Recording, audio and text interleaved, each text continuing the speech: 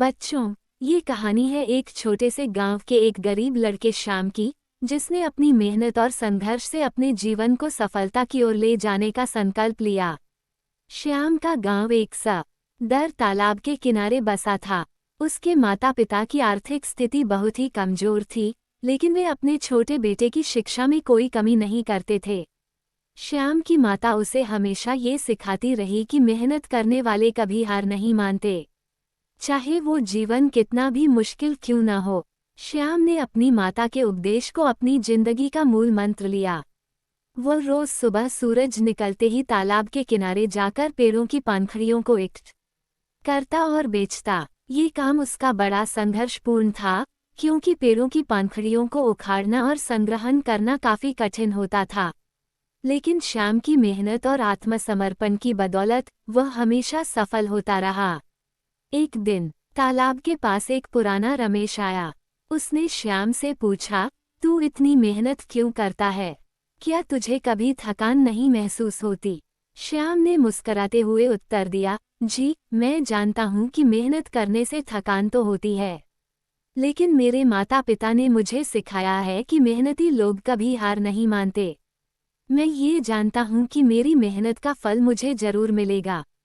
रमेश चिंतित हो गया और उसने श्याम से कहा, तूने सही कहा। मैं तुझसे सीखना चाहता हूँ। क्या तू मुझे अपनी मेहनत में शामिल करेगा? श्याम ने खुशी खुशी स्वीकार कर लिया और उन दोनों ने मिलकर मेहनत की। रमेश सीखने के बाद श्याम ने उसे दिखाया कि कैसे अपनी पंखुड़ियों को सही तरीके से इकट्ठा करना है और कैसे बेचना है। वक्त बीतते बीतते रमेश ने श्याम से कहा, मेरे दोस्त, तूने मुझे न सिर्फ मेहनत करना सिखाया, बल्कि तुझने मुझे ये भी सिखाया कि आत्मविश्वास और सही दिशा में कदम बढ़ाने से किसी भी मुश्किल को पार किया जा सकता है। मैं तुझे आभारी हूँ। रमेश अब स्वयं को बेहद सफल महसूस करता था। वह श्याम के गांव के सभी लोगों के सामने अपनी कहानी साझा करने लगा, जिससे वे सभी भी प्रेरित हो गए।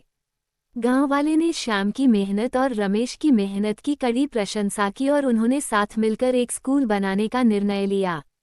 गरीबी के बावजूद उन्होंने शिक्षा के महत्व को समझा और बच्चों के लिए एक बेहतर भविष्य तैयार किया।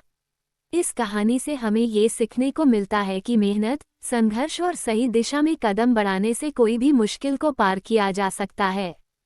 चाहे आप गरीब हो या अमीर, आत्मविश्वास और मेहनत से आप अपने लक्ष्यों को हासिल कर सकते हैं। इसके साथ ही हमें ये भी सीखने को मिलता है कि शिक्षा की महत्वपूर्णता को समझना और उसे प्राथमिकता देना चाहिए, क्योंकि शिक्षा ही हमें समृद्धि और सफलता की ओर ले जा सकती है।